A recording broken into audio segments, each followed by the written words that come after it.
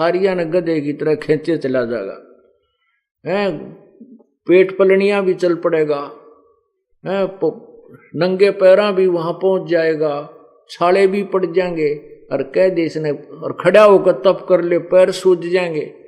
इसको यूं कह दे भाई जो शास्त्रों में लिखा है ऐसा लिखा है, नाम उठत नाम बैठत नाम सोवत जागवे, नाम खाते नाम पीते नाम सेती लागवे। परमात्मा के भजन में हठ योग नहीं है किसी सदग्रंथ के अंदर, और जो हठ योग करते हैं उनको बड़ा दुष्ट कहा है। गीता जी के अध्याय नंबर 16 और 17 में यही निर्णय ज्ञान दिया है। तो यहां यही बताना चाहते हैं कि आत्मा रो रही है, कहती है मैं तो दे दी बालम बैरे नू, और संसारी दी गल्ला चिन्ह ना बूझे शब्द जो गहरे नू। एक जनसाधारण नू कह दे भाई वहां पूजा, वहां उस धाम पर चला जा और वहां एक जाटी के धागा बांध का आया करते हैं, और तेरा पोता हो जाए या छोरा हो जाए जब खोल काना हो।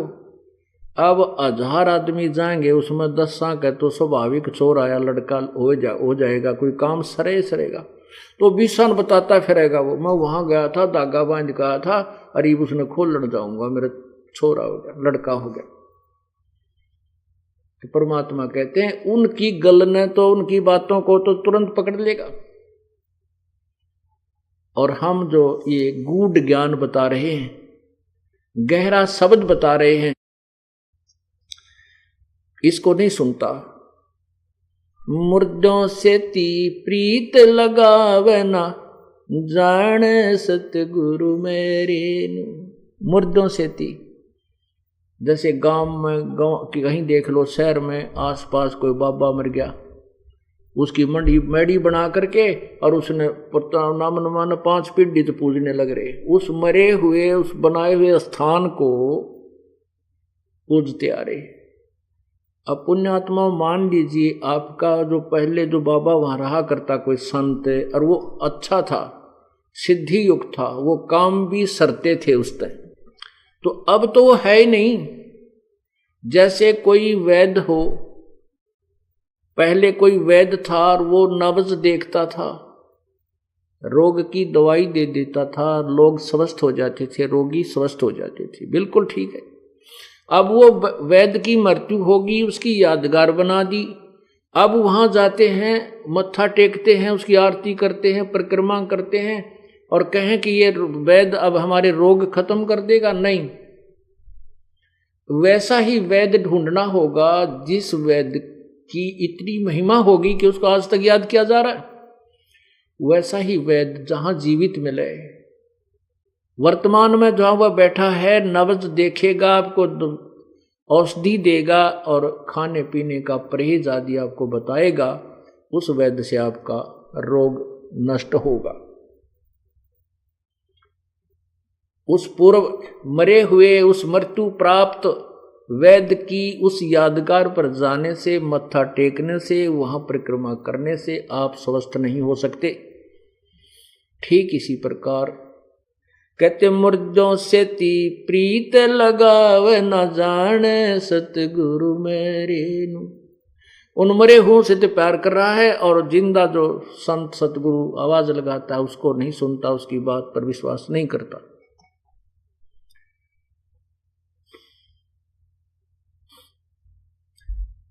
श्वेत छतर सिर मुकुट विराजय। अभी तक सभी परमात्मा को निराकार निराकार का घाटा जोड़ रखा है।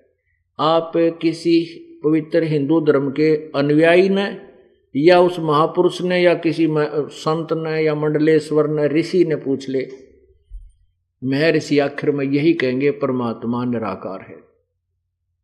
विष्णु जी या शिव जी या कृष्ण जी का पुजारी भी अगर आप उससे बात करोगे भगवान कैसा है, कहते परमात्मा तो निराकार। फिर विष्णु जी की मूर्ति किस लिए रखी है तूने? इतनी बुद्धि का नाश हो चुका हमारा, क्योंकि हमें कोई यथार्थ ज्ञान नहीं मिला। ऐसे ही वेदों के जानकार, जिनको हम वेदों के पंडित विद्वान महर्षि मानते थे, वो भी अपने आखिर में यही बात कह देते हैं, भगवान तो निराकार है।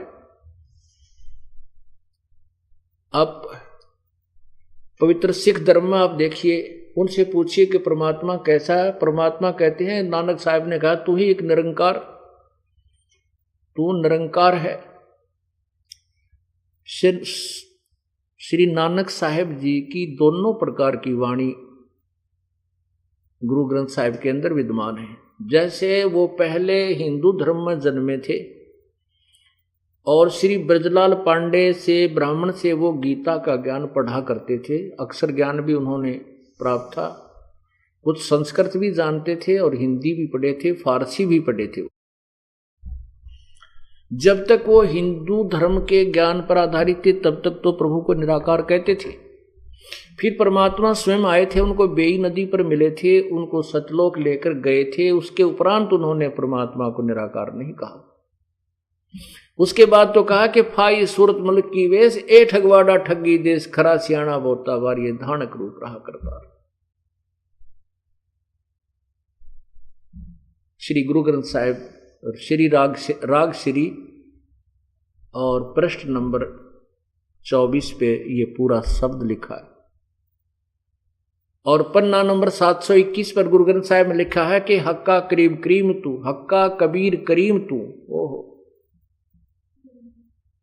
बेऐब परवरदिगार, एक अर्ज गुप्तम पेश तोदर कून करतार, हक्का कबीर करीम तू बेऐब परवरदिगार। हक्का कबीर माने सत्य कबीर। और इसी प्रकार पवित्र ईसाई धर्म के किसी भी अनुयायी को आप पूछिए, वो कहेगा परमात्मा कैसा है। अंग्रेजी बोलते हैं वो लोग ज्यादा, कहते हैं गॉड इज फॉर्मलेस। फॉर्मलेस में निराकार। और जबकि पवित्र बाइबल में स्पष्ट किया कि परमात्मा ने मनुष्य बनाए, अपने जैसे अपने स्वरूप के अनुसार बनाए, तो परमात्मा कैसा हुआ? साकार हुआ, निराकार नहीं।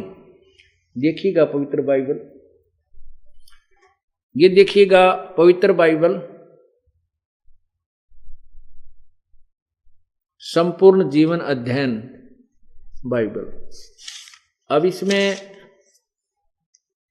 नीचे देखिएगा क्या लिखा, यहां कहां से प्रकाशित है ये जर्नल एडिटर, ये जर्नल एडिटर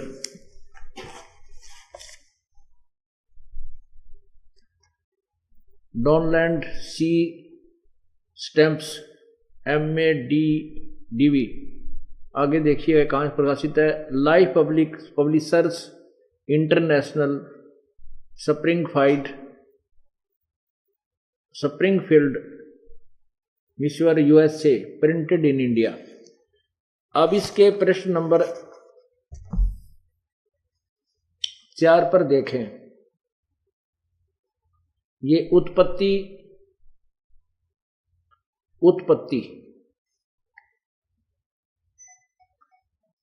अब देखें उत्पत्ति।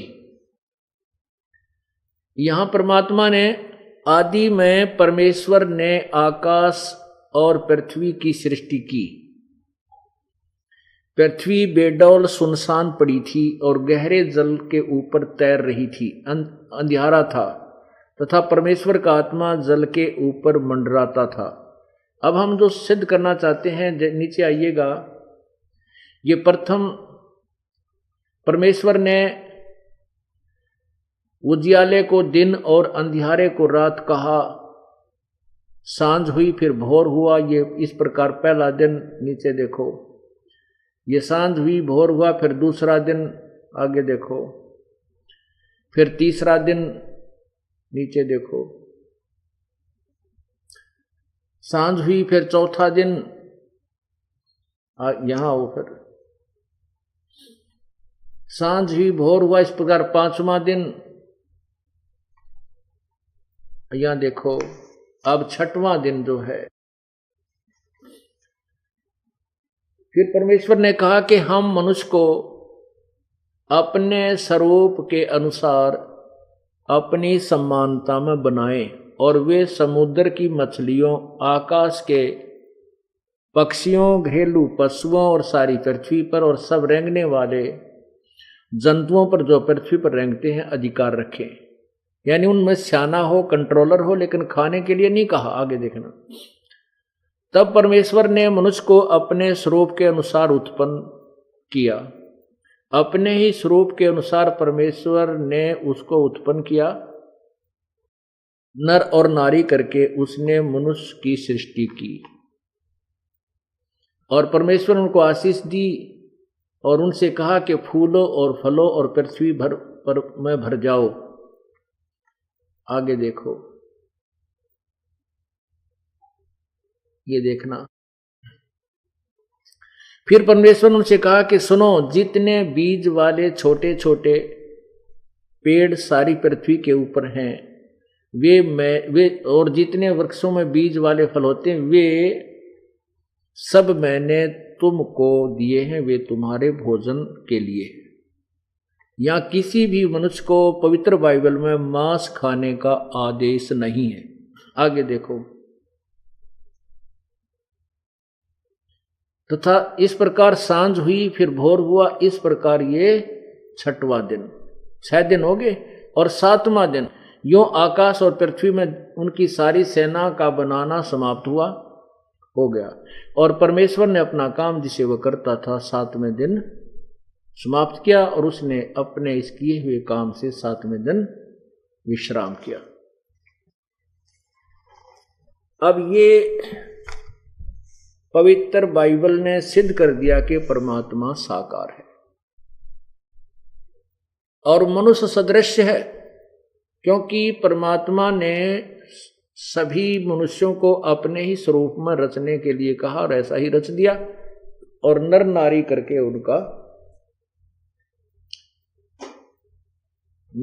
करके उनकी सृष्टि की। और साथ में यह भी आदेश दे दिया कि तुम मांस नहीं, केवल फलदार वृक्ष और बीजदार पौधे, यानी जैसे गेहूं, चने, बाजरा, ज्वार, ये खा सकते हो। और भगवान जो पूर्ण परमात्मा है, वो पूर्ण परमात्मा ने 6 दिन में सृष्टि रची, 7वें दिन अपने तख्त पर जाकर आराम किया। उसके बाद यदि पवित्र बाइबल में कहीं मांस खाने का आदेश है तो पूर्ण परमात्मा का नहीं, वो किसी और देव का है, और वो उसका अनुसरण नहीं करना हमने। जैसे जैसे एक उदाहरण देते हैं कि एक व्यक्ति की किसी थानेदार से दोस्ती थी, थानेदार से, एसएचओ से मित्रता थी। उस व्यक्ति ने अपने मित्र एसएचओ यानी थानेदार से कहा कि मेरा पड़ोसी मुझे बहुत तंग करता है, नहीं मानता, मैंने सब प्रार्थना की है, वो बहुत परेशान करता है। तो उस एसएचओ ने अपने मित्र से कह दिया कि मार लठ, उसके माप देख लूंगा। अब उस व्यक्ति ने अपने एसएचओ, उस थानेदार मित्र के आदेश का पालन करके अपने गवांडी के, अपने पड़ोसी के सिर में लठ मारा, लागते वो मर गया, मृत्यु होगी। अब उसने संविधान तोड़ दिया राजा का, एक अधिकारी के कहने से। राजा का अधिकार था कि राजा का जो कानून है, नियम है कि यदि कोई किसी की हत्या करता है तो उसको सजाए मौत होती है, दी जाती है। अब उस नालायक ने, उस अनजान ने अपने एक अधिकारी मित्र के आदेश का पालन करके राजा के नियम का भंग कर दिया, तो जिस कारण से उसको सजा मिली, सजाए मौत हुई। राजा का संविधान था, राजा का संविधान है कि कोई किसी की हत्या करता है तो उसको सजा मिलेगी, या 20 साल की सजा होगी, कैद होगी। और उसके मित्र थानेदार ने उसको कह दिया मार लठ माप देख लूंगा। तो उसका आदेश पालन करने से राजा का संविधान तोड़ दिया, उसको सजा मिली। ठीक इसी प्रकार पवित्र सदग्रंथ जैसे पूर्ण परमात्मा यानी भगवान का आदेश है कि किसी भी प्राणी को, किसी भी मनुष्य ने कोई मांस नहीं खाना, केवल फलदार वृक्ष तुम्हें दिए हैं और बीजदार पौधे, नथिंग एल्स। और यहां तक आगे लिखा है इसी में कि जितने भी प्राणी हैं उनके भी मांस खाने का आदेश नहीं है, वो भी घास वाले पौधे, ये छोटी छोटी झाड़ियां आदि ये खा सकते हैं। पुण्यात्मा, सतयुग में शेर भी मांस नहीं खाते थे। प्रारंभ में जब सतयुग प्रारंभ होता है, वो इतने अच्छे वृक्ष होते हैं उस समय कि पंजे मार करके, कुछ ऐसे पेड़ हैं जिनमें से बहुत अच्छा शरबत जैसा पदार्थ निकलता है, उसको शेर आहार किया करते थे। अब उनका परमानेंट आहार मांस बन गया। आप देख लीजिए, हमारे पवित्र हिंदू धर्म के अंदर कोई भी मांस छूता नहीं था, और मुसलमानों को हिंदू धर्म के श्रद्धालु इसलिए बुरा मानते थे कि वो मांस खाते थे। अब हिंदू धर्म में मांस शायद सबसे ज्यादा खाने लगे। ऐसे ही पवित्र सिख धर्म के अंदर कोई मांसाहार नहीं करता था, और किसी भी सदग्रंथ में या किसी गुरु ग्रंथ साहिब में कहीं पर प्रावधान नहीं है, बल्कि इसके मांस खाने वालों को महापामर प्राणी कहा है। और अब देख लो, मेरे ख्याल में सिख धर्म सब ने माफ कर गया मांस खाने में। अगर और समय में 100-200 वर्ष के बाद कोई ये कहेगा कि हमारे पूर्वज श्री नानक जी और वो 10 बादशाह कभी मांस नहीं खाते थे, कोई नहीं मानेगा। इसी प्रकार सतयुग में शेर मांस नहीं खाते थे प्रारंभ में। मनुष्य का तो कहना ही क्या है। तो यही समझ लेना चाहिए कि परमात्मा जो पूर्ण ब्रह्म है, उसने 6 दिन में सृष्टि रची और इस काल के को संभाल दी इसकी, और आप सतलोक में जाके विराजमान हो गया, अपने तख्त पर बैठ गया। अब इसी का प्रमाण पवित्र कुरान शरीफ देखिए, सूरत फुरकानी 25 आयत नंबर 52 से 59 में स्पष्ट किया है।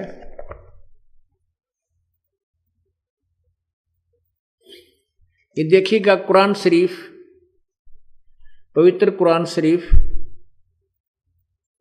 इसके विषय में लिखा है, यह वह इल्हामी किताब है जिसमें कोई संदेह की गुंजाइश नहीं, अर्थात इसमें जो लिखा है वो सत्य है। कुरान शरीफ नीचे लिखा है, ये मुतरजम बहराइशिय अनुवाद स्टीपन, ये इसका अनुवाद है। शास्त्रीय अरबी पद्धति पर नागरी लिपि में रूपांतर नंद कुमार अश्वथी। आज नीचे देखिए, शेरवानी संस्करण, ये कहाँ से छपा है? प्रकाशक हैं लखनऊ किताबघर, मौसम बाग, सीतापुर रोड, लखनऊ। अब इसका देखिएगा, यहां पर ये है सूरत फुरकानी,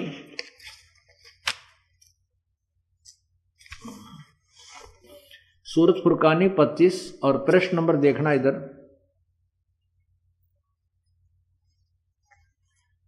604 पे नीचे आइएगा। पहले हम ये संस्कृत ये देखते हैं फारसी। ये आयत नंबर 51 देखिएगा, फला तुतियल काफिरिन व जिहादम बही जिहादन कबीरन, ये कबीरन शब्द 52 में।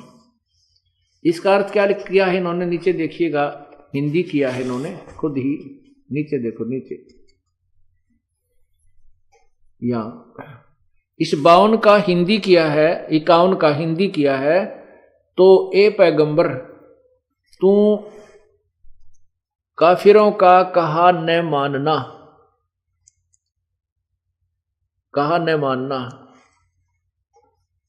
और इस कुरान की दलीलों से उनका सामना बड़े जोर से करो। इन्होंने कबीर का अर्थ बड़ा कर दिया। इसमें क्या कहा है कि कुरान शरीफ बोलने वाला अल्लाह, जिसको हजरत मोहम्मद जी यानी मुसलमान धर्म के प्रवर्तक श्री हजरत मोहम्मद जी कह रहे हैं, हजरत मोहम्मद जी को उसका अल्लाह जिसको वो खुदा मानते हैं, वो कह रहा है कि ए पैगंबर हजरत मोहम्मद, तो इन काफरों का कहा ना मानना, ये कबीर पर जो मैं तेरे को कुरान शरीफ के अंदर जो वचन बोल रहा हूं इन पर विश्वास करना। और वो कबीर परमात्मा है, उसके जो मैं कह रहा हूं वो कबीर परमात्मा है, उसके ऊपर विश्वास करना, इन काफरों का कहा ना मानना, क्योंकि ये कबीर को भगवान नहीं मानते। फिर 53, 54, 55, 56, 57, 58, 59 तक ये कहा है कि ये वही परमात्मा है, ये कबीर वही परमात्मा है जिसने जमीन और आसमान के बीच में जो कुछ भी है उसको 6 दिन में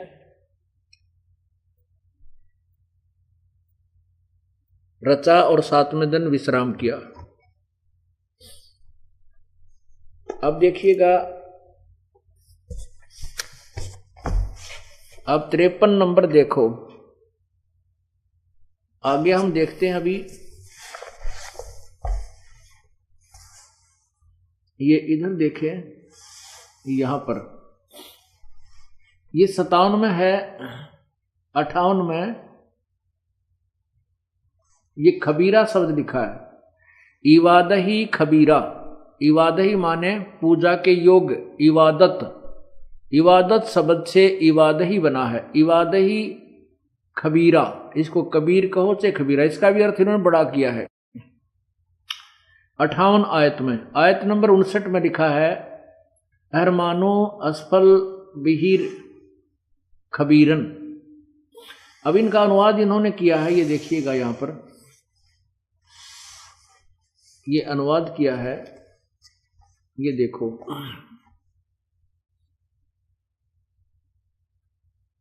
ये अब 57 का जो 58 में देखो, ए पैगंबर, हजरत मोहम्मद का खुदा कह रहा है, ए पैगंबर उस जिंदा पर भरोसा रखो जो कभी मरने वाला नहीं है, अर्थात वो वास्तव में अविनाशी है, और तारीफ के साथ उसकी पाकी बयान करते रहो, और अपने बंदों के गुनाहों से वह काफी खबरदार है। यहां इन्होंने कबीरा का अर्थ बड़ा कर दिया, काफी, बहुत नहीं। वो कबीर परमात्मा अपने बंदों के अपराधों को माफ कर देता है, उनका गुनाहों को से खूब परिचित है, अक्षमा कर देता है, इसका वास्तविक अर्थ ये बनता है। फिर भी 59 में क्या कहा कि जिसने आसमान और जमीन के और जो कुछ उन आसमान और जमीन और जो कुछ उनके बीच में है सबको 6 दिन में पैदा किया, फिर तख्त पर जा विराजा, वह अल्लाह बड़ा, वह अल्लाह कबीर, वो अल्लाह कबीर, बड़ा का अर्थ कबीर, इन्होंने कबीर का अर्थ बड़ा कर दिया, हम कहते हैं वह अल्लाह कबीर रहमान है, दयालु है।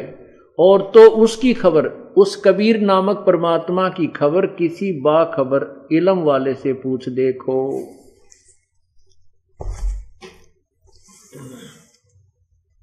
अब इससे क्या सिद्ध हुआ? पवित्र कुरान शरीफ और पवित्र बाइबल, इन दोनों सदग्रंथों ने मिलजुल कर सिद्ध कर दिया, इन दोनों सदग्रंथों ने मिलकर सिद्ध कर दिया कि कबीर नाम है उस परमात्मा का,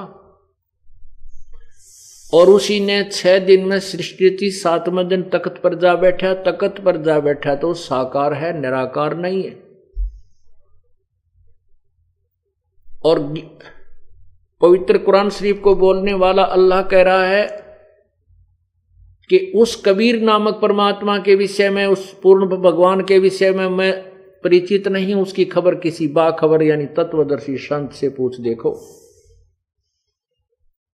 यही पवित्र गीता जी अध्याय नंबर 4 के श्लोक 34 में, पवित्र यजुर्वेद अध्याय नंबर 40 के श्लोक 10 और 13 में गीता ज्ञान दाता और वेद ज्ञान दाता ब्रह्म कह रहा है कि उस तत्व ज्ञान के विषय में पूर्ण परमात्मा के, उस परमात्म तत्व के पूर्ण परमात्मा के विषय में किसी तत्वदर्शी संत से पूछो। अब सभी सदग्रंथों का एक ही निष्कर्ष निकला कि पूर्ण परमात्मा कबीर है और वो मनुष्य सदृश है, नर आकार है उसका। और ये भी निकला कि किसी भी सदग्रंथ में उस परमात्मा का आदेश नहीं है कि मांस खाओ, क्योंकि उस परमात्मा ने तो 6 दिन में सृष्टि रची, 7वें दिन वो तख्त पर विराजा। उसके बाद यदि कुरान शरीफ में किसी और अल्लाह ने, किसी देवता ने, फरिश्ते ने अगर मांस खाने का कोई कहा है तो वो पूर्ण परमात्मा का विधान नहीं है। उसके आदेश का पालन करके मांस खाना तो उस पर पूर्ण परमात्मा के संविधान को भंग करना है, जिसकी सजा भोगनी होगी। जैसा आपको अभी उदाहरण सुनाया था उसी को यहां समझना। साथ में यह भी कहा कि वो उस परमात्मा के, जो कबीर परमात्मा है, जो हजरत मोहम्मद जी के को कहा है कि जो तुझे जिंदा रूप में मिला था उस जिंदा पर भरोसा करना। जिंदा महात्मा, मुसलमानों में जिंदा महात्मा होते हैं, एक सिर के ऊपर काला टोप पहनते हैं, नीचे चोटे वाला गोल गोल सा, और एक पूरा ओवर कोट पहनते हैं जो घुटनों से भी नीचे तक का होता है, और एक अपना कच्छा पहनते हैं। तो उसको जिंदा महात्मा कहते हैं, और वो परमात्मा जिंदा महात्मा के रूप में मिलता है। हजरत मोहम्मद जी को मिले थे कबीर परमात्मा कहते हैं, हम मोहम्मद को वहां ले गए हो, इच्छा रूपी वहां नहीं रहो।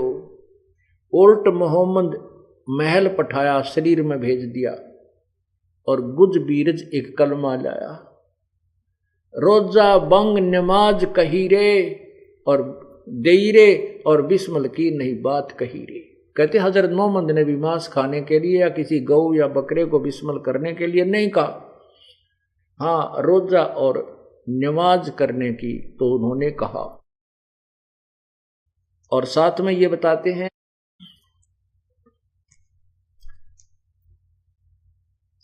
नबी मोहम्मद नमस्कार है राम रसूल कहाया, 1,80,000 को सौगंध जी नहीं कर चलाया।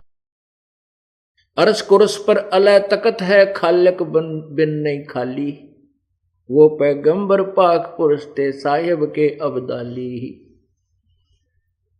वो 1,80,000 पैगंबर, 1,80,000 अनुयायी हुए थे हजरत मोहम्मद जी के।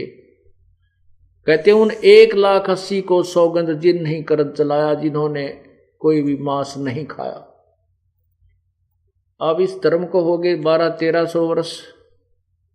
अब किसी का यकीन नहीं हुआ कि हजरत मोहम्मद जी मांस नहीं खाते थे। और सिख धर्म को देख लेना, जब 1000-1200 वर्ष हो जाएंगे कोई भी नो नहीं मानेगा कि नानक साहब जी मांस नहीं खाते थे। अब पर दस जाएगी कि वो भी खाते थे, नो कहने लग जाएंगे, यानी दंत कथा बन जाए। तो कहने का हमारा भाव ये है कि इस तत्व ज्ञान को बार बार समझाना और कहना उद्देश्य यही है कि हम पूर्ण परमात्मा को और तत्व ज्ञान को, यथार्थ मोक्ष मार्ग को पहचान कर अपना कल्याण करवाएं। अब इनसे दोनों सदग्रंथों ने, तो तीनों सदग्रंथों ने 3 धर्मों में सिद्ध हो गया कि परमात्मा साकार है। अब आपको यजुर्वेद के अंदर दिखाते हैं परमात्मा सशरीर है। अब ये 3 धर्मों में सिद्ध है, चौथा धर्म आपके समक्ष और प्रस्तुत करते हैं। और सभी धर्मों के जो मार्गदर्शक वर्तमान के, पूर्व वाले नहीं, उन्होंने सही बताया है। वर्तमान के जो मार्गदर्शक हैं वो हमें सच्चाई से परिचित नहीं करा सके। अब देखिएगा यजुर्वेद,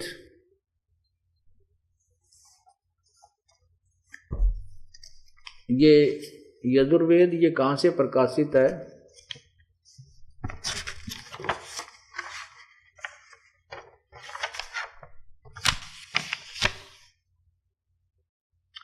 प्रकाशक है सार्वदेशिक आर्य प्रतिनिधि सभा 2/5 महर्षि दानंद भवन, रामलीला मैदान, नई दिल्ली से। और ये कहाँ से मुद्रक? Prince offset printers 1510 Pataudi house, Daryaganj, नई दिल्ली। अब इसमें ये महर्षि दानंद सरस्वती द्वारा अनुवादित है। महर्षि दानंद जी भी परमात्मा को निराकार कहते हैं, जबकि वेद साकार बतावें। ये देखो पंचम अध्याय, पंचम अध्याय आरंभ, नीचे देखो। ये प्रथम मंत्र में 5वें अध्याय के में लिखा, अग्ने तनुरसी विष्णुवे तवा सोमस्य तनुरसी। अग्ने माने परमेश्वर, तनु माने सशरीर, असी माने है। विष्णुवे तवा सोमस्य, सर्व के पालन करने के लिए, तवा माने उस, सोमस्य माने अमर पुरुष यानी भगवान अमर परमात्मा का, अविनाशी प्रभु का, तनु माने शरीर, असी माने है। नीचे देखिए अनुवाद महर्षि जी का। सच्चाई को छुपाने के लिए, अपनी अधूरी सोच को ऊपर रखने के लिए स्वामी दयानंद जी ने कितना अनर्थ किया है। हे मनुष्यों, तुम लोग जैसे मैं जो हवि अग्नि, अग्नि माने बिजली प्रसिद्ध रूप, अग्नि के, तनु माने शरीर के, समान, असी माने है। इसकी सेंटेंस की कोई सेंस भी नहीं बनती। ये कहना क्या चाहते हैं स्वामी जी?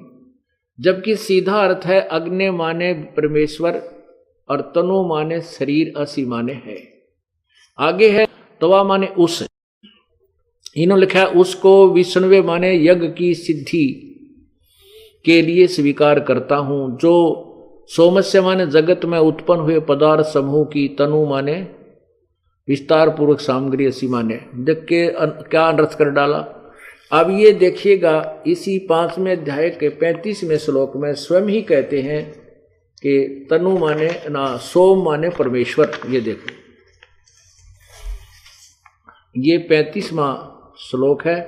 सोम, ये सोम माने ऐश्वर्य देने वाले जगदीश्वर, सोम। और पुण्यात्मा यहां देखिए फिर सोमस्य, हम इसको सीधा अर्थ कर लें सोमस्य, विष्णुवे तवा सोमस्य। सोमस्य माने उस जगदीश्वर का, तनु माने शरीर, असी माने है। किसी भी डिक्शनरी में उठा के देख ले, तनु माने शरीर, असी माने है। अब इन्हीं के द्वारा अब एक सत्संग के अंदर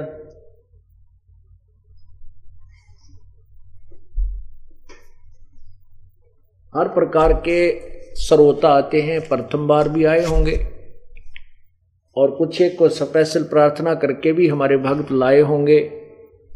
इसलिए उनको भी पूर्ण रूप से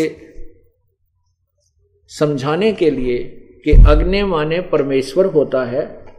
ये स्वामी दयानंद जी ने सत्यार प्रकाश के प्रारंभ में लिखा है कि जहां अग्नि शब्द हो उसको परमेश्वर मानिए। और इन्हीं के आधार से ये देखिएगा, ये यजुर्वेद और सामवेद इकट्ठे ही जल्द किए हैं। यजुर्वेद और सामवेद इकट्ठे जल्द किए हैं। यजुर्वेद का अनुवाद महर्षि दानंद ने किया है और सामवेद का अर्थ एक आर्य समाजी आचार्य ने किया। देखिएगा ये कहां से है? यह प्रधान कार्यालय दानंद संस्थान वेद मंदिर महात्मा वेद भिक्षु सेवा आश्रम मुखमेलपुर दिल्ली। नीचे कहां से छपा है ये? मुद्रक कौन है? दानंद संस्थान नई दिल्ली का प्रकाशन। नीचे लिखो, देखो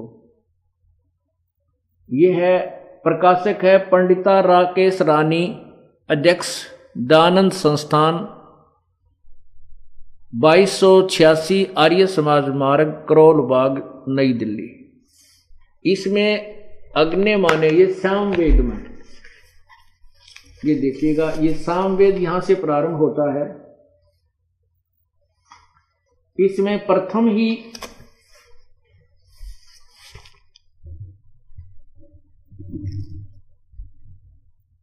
इसमें प्रथम ही अध्याय में क्या लिखा है? अग्नि। देखो ध्यान से, अग्नि माने हे परम ईश्वर, नीचे देखो जल्दी करो। अग्नि माने हे परमेश्वर, अग्नि माने ईश्वर को, अग्नि माने परमेश्वर, अग्नि माने परमेश्वर, अग्नि माने हे ईश्वर, अग्नि माने हे ईश्वर। ये देखो, अग्नि माने हे ईश्वर। आगे देखो, अग्नि माने हे ईश्वर,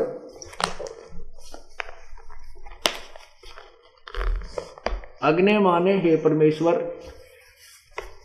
आगे देखो इस साइड पर, शुरू से अग्नि माने हे ईश्वर। नीचे देखो, अग्नि माने हे परमेश्वर, अग्नि माने हे परमेश्वर। और भी सैकड़ों जगह पर जितने भी लाल निशान आपको दिखते हैं, अग्नि माने परमेश्वर। और यहां अग्नि माने परमेश्वर लिख दे। अग्नि माने परमेश्वर, तनु माने स, शरीर रसी माने है विष्णुवे तवा सोमस्य तनुरसी। विष्णुवे सबके पालन के लिए, तवा माने उस, सोमस्य माने अमर पुरुष का, तनु माने शरीर, असी माने है नथिंग एल्स। इसका सीधा सा सॉल्यूशन, सरलार्थ ये बनता है। पुण्यात्माओं, इस सत्य को आपके हृदय में जमाने के लिए अब कितने पापड़ बेलने पड़ गए। गुरुआ गाम बिगाड़े संतो इन गुरुआ गाम बिगाड़े, ऐसे कर्म जीव कहला दिए ईब जड़े नहीं जाड़े। इन नकली संतों ने, नकली ऋषियों ने, नकली जगत गुरुओं ने और नकली सतगुरुओं ने ऐसे गांव के गांव बिगाड़ दिए, शहर के शहर यानी पूरा देश का देश खराब कर दिया। ऐसे कर्म, ऐसे शास्त्र विरुद्ध साधना पर लगा दिए, ईब जड़े नहीं जाड़े। इनसे ये हटाए नहीं हट रहे। अब इस सबसंवेद कबीर परमेश्वर की अमर वाणी को सिद्ध करने के लिए, कौन सी वाणी को? मत दे दी है बालम बैरेनु, मत दे दी है बालम बैरेनु, मत तो दे दी है।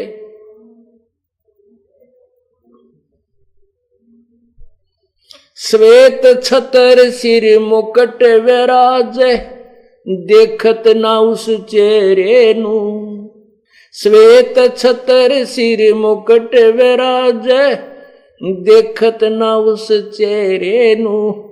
गरीब दासिये वक्त जात है, रोवोगे इस पैरे नू। गरीब दासिये वक्त जात है, रोवोगे इस पैरे नू। मैं तो दे दी है बालम, दे दी है बालम बैरे नू। मैं तो दे दी है।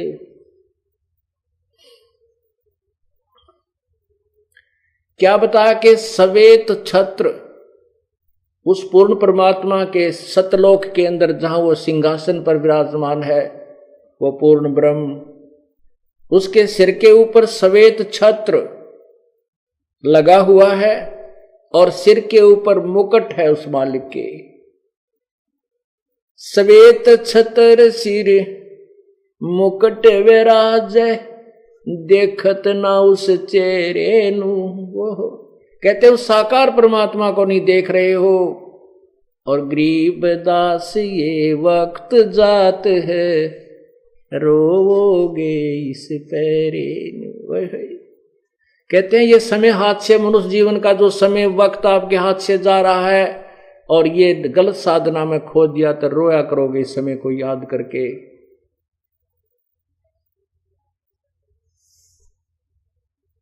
ऊंची थलियां खेती बोवे, ये भूल गए नजर डरे नू।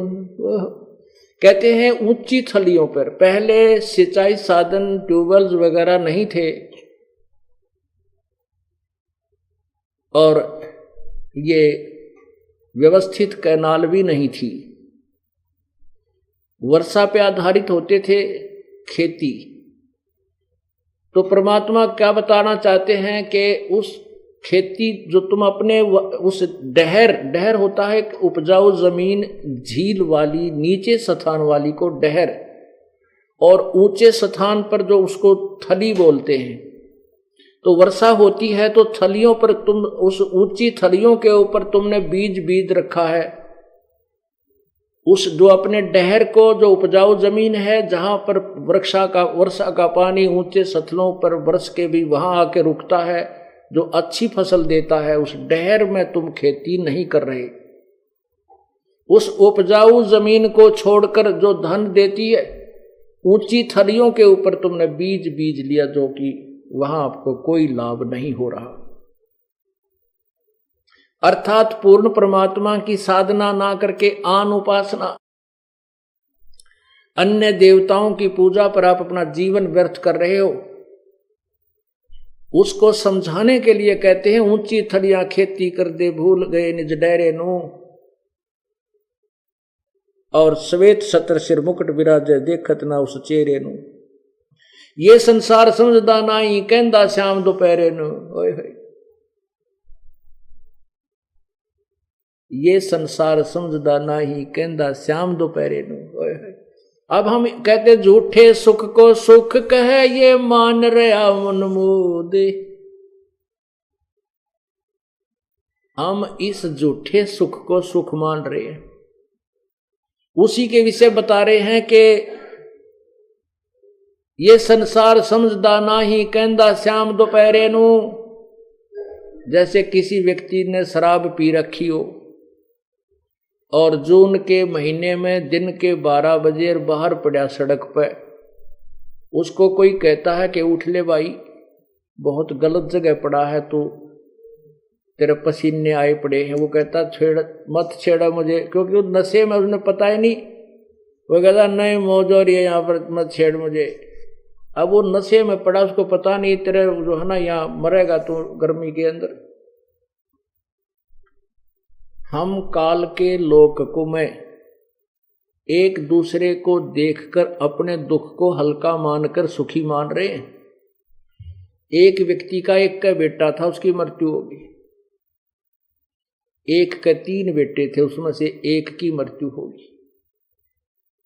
अब जब व्यक्ति इकट्ठे होते हैं, किसी के मृत्यु होती है तो चर्चा चलती है कि देख भाई उस फलाने व्यक्ति का एक का बेटा था बेचारे का, वो भी मर गया। तो जिसके 3 नाम थे, एक मरा है, वो 9 सबर करके संतुष्ट हो जाता है। हे परमात्मा, उससे तो मैं सुखी, उसका एक का था बेचारे का, वो भी मर गया, मेरा तो एक का मरा है। अरे तेरा बुलाओ यो। तो यहां परमात्मा कहते हैं इस झूठे सुख को सुख है, ये मान रहा मनमोद, ये सकल चबीना काल का, कुछ मुख में कुछ बोल।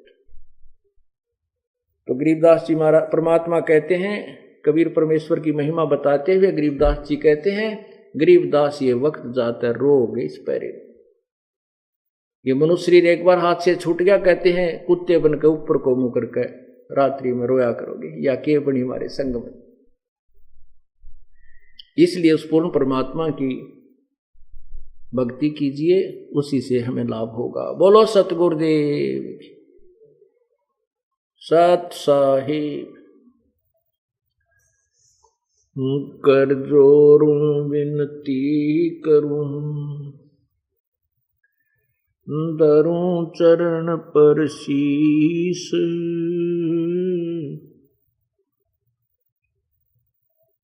गुरु राम देवानंद जी महाराज ने दियो नाम बख्शीश। कोटि कोटि सिजदा करूं, कोटि कोटि प्रणाम। चरण कमल में राखियो, मैं बंदी जाम गुलाम। जय इब कै सतगुरु मिले, सब दुख आँखों रोई। चरणों ऊपर शीश रखूं, कहूं जो कहनी हो। कबीर गुरु जी मिलेंगे, पूछेंगे कुशलात, आद अंत की सब कहूं, अपने दिल की बात।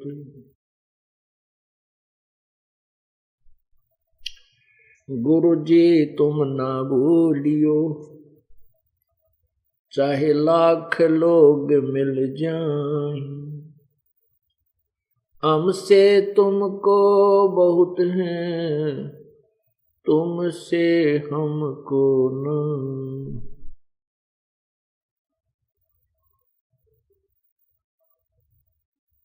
तुम्हारे विसारे क्या बने, मैं किसकी शरण में जाऊं।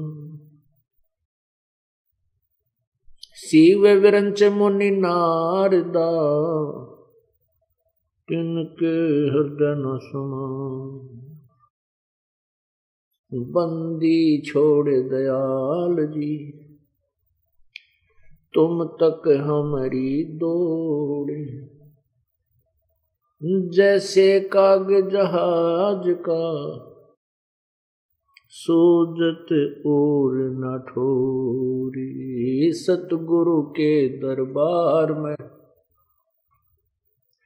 मेरी थर थर कांपे दे, ना जानो किसी बात पर हमरा टूट न जावे ने। कुत्ता तेरे दरबार का, मोतिया मेरा नाम।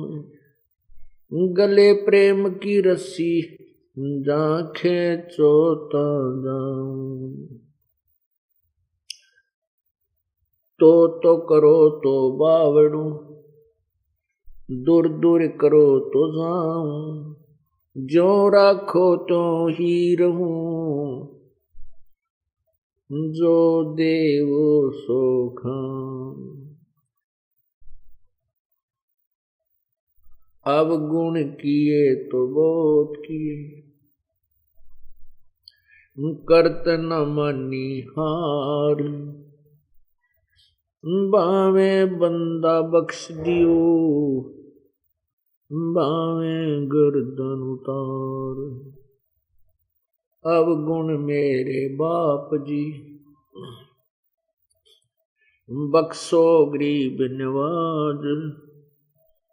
जो मैं पूत कपूत हूँ, बोर पिता को लाज। राम नाम रटते रहो, जब तक घट में प्राण। कब हो तो दीन दयाल के, बनक पड़ेगी कान।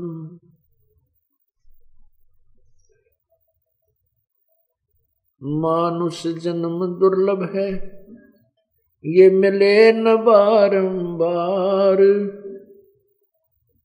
तरवर से पत्ता टूट गिरे, वो बोर न लगता डर। मानुष जन्म पाए कर, जो नहीं रटे हरि नाम। जैसे कुआ जल बिना, फिर बनवाया क्या काम।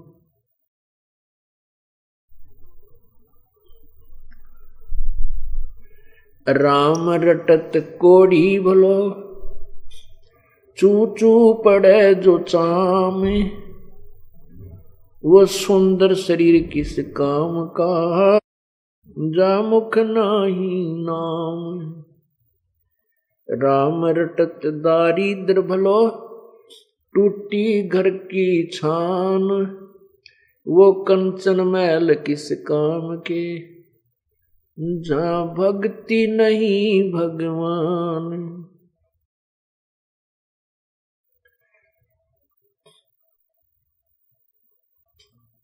वो पृथ्वीपति चकवे गए जिनके चक्र चलंत, रावण सरीखे कौन गिने ऐसे गए अनंत।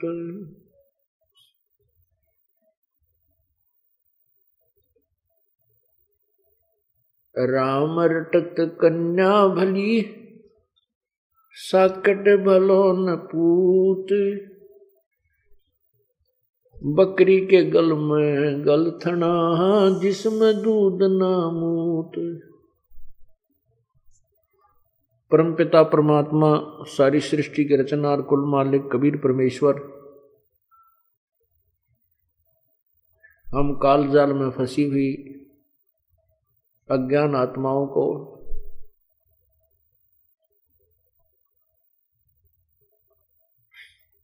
हम कहाँ से आए थे, यहाँ किस कारण से फंसे, यहाँ क्यों कष्ट उठा रहे हैं, ये सब जानकारी देने के लिए स्वयं आते हैं। फिर वो अपना एक तत्व ज्ञान यहाँ छोड़ जाते हैं और फिर अपने संदेशवाहक अपने दासों को भेजकर हमें रह रह कर जगाते रहते हैं। लेकिन हमारे ऊपर इस काल की त्रिगुणमयी माया का इतना दबाव हो चुका है कि हम बार बार जगाने पर भी नहीं जागते हैं। वो परमात्मा हमें रह रह कर समझाता है,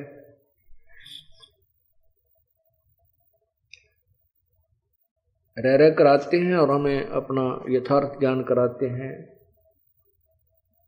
हम यहाँ क्यों कष्ट उठा रहे हैं, हम कहाँ से आए थे, हमारा उद्देश्य क्या है यहाँ पर। आज हम बहुत संपत्ति के मालिक हैं, हमारा पूरा परिवार है और ना जाने किन कारणों से और कब किस समय हमारा यहाँ से जाना हो जाए, मृत्यु हो जाए।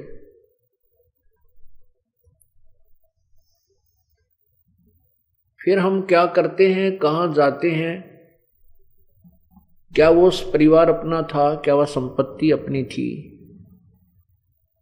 हम इन बातों पर कभी विचार नहीं करते। ये विचार भी परमेश्वर आकर ही कराते हैं कि तुम किस गफलत में सोए पड़े हो, तुमने करना क्या था, तुम कर क्या रहे हो। मानुष जन्म पाके जो नहीं रटे हरि नाम, जैसे कुआ जल बिना फिर बनवाया किस काम।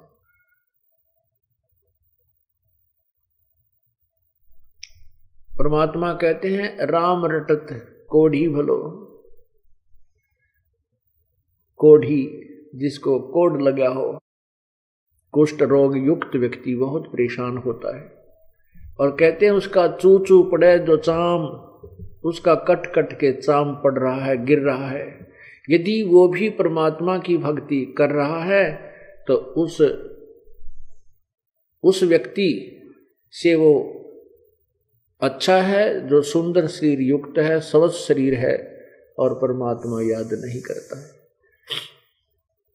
राम रटत कोढ़ी भलो, चू चू पड़े जो चाम, और ये सुंदर दे किस काम की, जिस मुख नाही नाम। इस मानव शरीर का वास्तविक जो कार्य है वो परमात्मा की भक्ति, परमात्मा प्राप्ति, आत्म कल्याण करवाना ही है।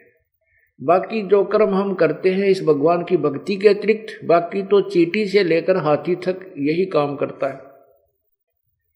उसमें भी वो भी संतान उत्पत्ति करते हैं, ऐसे बच्चों में उनकी ममता होती है, सारा दिन पेट के लिए ही इधर उधर भटकते रहते हैं, नथिंग एल्स, और कोई इसके अतिरिक्त कोई काम नहीं। यदि हम मानुष जन्म पाकर भी यही कर्म करें तो फिर इस मनुष्य जन्म की आवश्यकता ही क्या थी। भगवान ने एक योनि और बना देता। हम इस मनुष्य जीवन के मूल उद्देश्य को भूलकर वही अन्य प्राणियों वाले कर्म ही कर कर अपना जीवन नष्ट कर जाते हैं। इसका कारण यह है कि हमें यथार्थ ज्ञान नहीं मिलता। वैसे तो प्रचारक, उपदेशक, संत की पदवी अपने संत नाम धर के सतगुरु कहलाते हैं। ये बहुत प्रचार भी करते रहते हैं, गांव गांव में ढोलकी पीटते रहते हैं और भी बड़े बड़े आश्रम बना करके विशेष बनाए बैठे हैं करोड़ों और लाखों की संख्या में, लेकिन उनके पास ना तत्व ज्ञान है, ना उनकी शब्द में शक्ति है, और न ही वो जीव उद्धार कर सकते, न ही वो समाज सुधार कर सकते। जीव उद्धार, आत्म कल्याण और समाज सुधार भी परम संत की ही कृपा से, परमात्मा की रजा से उसके अंदर शब्द शक्ति होती है, तभी संसार बुराई भी त्याग सकता है, त्यागेगा, और आत्म कल्याण भी उसी विधि से होगा। ये ऐसा ही यही कारण रहा है कि पूरे गांव के गांव, देश का देश बिगड़ गया, कोई भक्ति नहीं चाहता, केवल पेट बन के धंधे में अपना सारा दिन खो देते हैं और उसी को अपना परम कर्तव्य मान बैठे। क्योंकि हमारे साथ ये बीती हुई कहानी है, अब याद आती है, भगवान ये कैसे बिजली गिरी। हम जिस गांव में दास का जन्म था, जिस परिवार में कहीं रिश्तेदारी में जाते थे, कोई भी राम नाम की चर्चा करने वाला हमने नहीं मिला। अच्छे आदमी थे, भगवान से वैसे बुराइयों से डरने वाले थे, बचे हुए थे, अपना वो इतना ही जानते थे कि अपना कर्म करे, किसी का कोई दुख ना दे, किसी को चोरी ठगी नहीं करे, इतना तो वो बस मानते थे, लेकिन परमात्मा के आसपास नहीं थे। और यदि प्रभु की रजा ना होती तो हम भी उसी टोल में रल गए थे, हम भी उसी में चल रहे थे, उस वही सारी की सारी वही पकड़ जाते सारी लाइन। ये परमात्मा ने रजा बख्शी, हमारा वो नशा उतार दिया जो माया का हो गया था। अज्ञानता का अंधेरे में हम वो माया की नींद में सोए पड़े थे।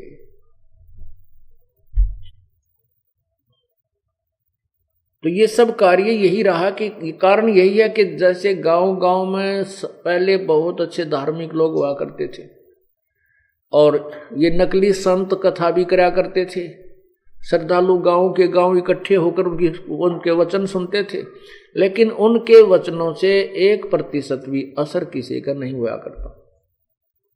क्यों नहीं होता था? क्योंकि उनसे न तो कोई सांसारिक सुख होता था उन संतों के द्वारा, और न ही उनके शब्द में शक्ति थी, वो कोई विकार भी नहीं छोड़ सकते थे। इसलिए कुछ दिनों के बाद ये नास्तिक होते चले गए। परमात्मा उनके द्वारा बताई गई विधि से कोई लाभ जनता को नहीं हुआ, श्रोताओं को नहीं हुआ, जिस कारण से उन्होंने परमात्मा को भजना ही त्याग दिया कि कुछ नहीं रखा, सब कुछ साधनाएं कर ली, हमें कोई लाभ हो नहीं रहा।